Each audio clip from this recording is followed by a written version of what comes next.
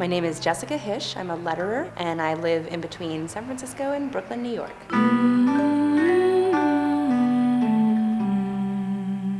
I live in San Francisco, and I live in the Mission neighborhood, which is actually a really super wonderful place to live. And it's the shortest commute under the sun. I'm only about 6 blocks away from my apartment, from my studio, which is a blessing and a curse, because when you live your entire life within this very short radius, you don't do as much exploring as you might have if you had a long commute.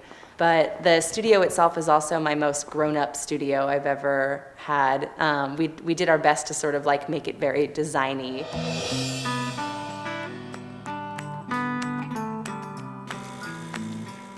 I ended up in San Francisco actually not under my own volition. I was brought here because my husband Russ, my then fiance, was hired by Facebook. So at first I was just sort of kicking and screaming about having to move to California, because having grown up on the East Coast, it's just like it's a different country out here, you know? And I think a big thing was I had a weird perception of San Francisco, because we didn't know a lot of people before we moved out. And we were walking around and sort of walked into the wrong places, into the wrong coffee shops, and there were poetry readings everywhere, and I just couldn't handle it. I was like, oh my God, people need to be angrier, you know? And I had this sort of really funny perspective on what San Francisco was. But then once we got to meet more people and got to go to the restaurants that are more my style and go to the coffee shops that are more my style, I was like, oh, okay. I just had a weird understanding of what this city was about.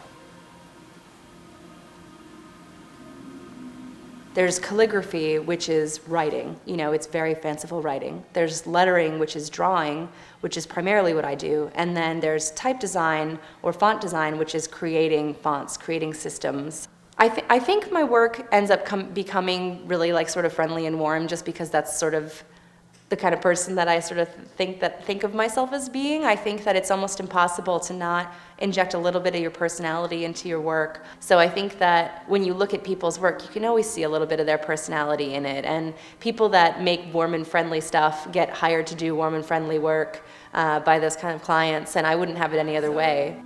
I think these two might be my two favorite ones, the Tom Sawyer and Huck Finn.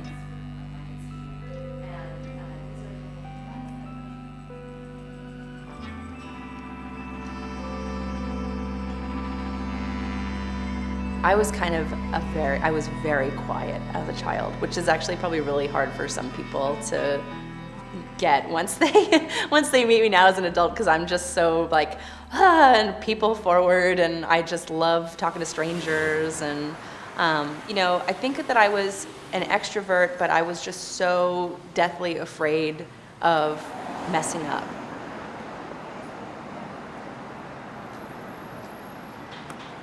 I was that kid that if they lost their pencil, they would like cry during the test or something like that. And I still feel like I'm a little overly sensitive and emotional. Like Russ makes fun of me all the time, but I was able to sort of harness it a little bit more when I was in sort of junior high. And I think a big part of it is my parents got divorced.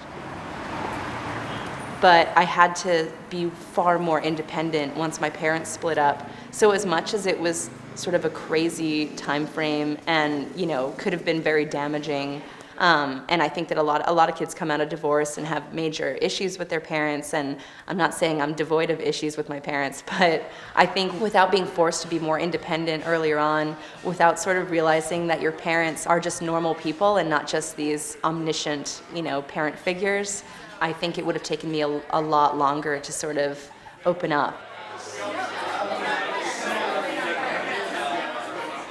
I do really hope that the work that I do and what I do in my life can influence other people and make them excited to try to find their passions. Because I do feel so lucky all the time that I have so many family members that struggle so much to even just enjoy their days. And a lot of my big like personal challenges, you know, in my life, in my career, in whatever, you know, this lifetime, is to just try to enable as many people as possible to find what they want to do and to like be able to embrace it, to just keep work as play, to have your career be a calling, not just a job.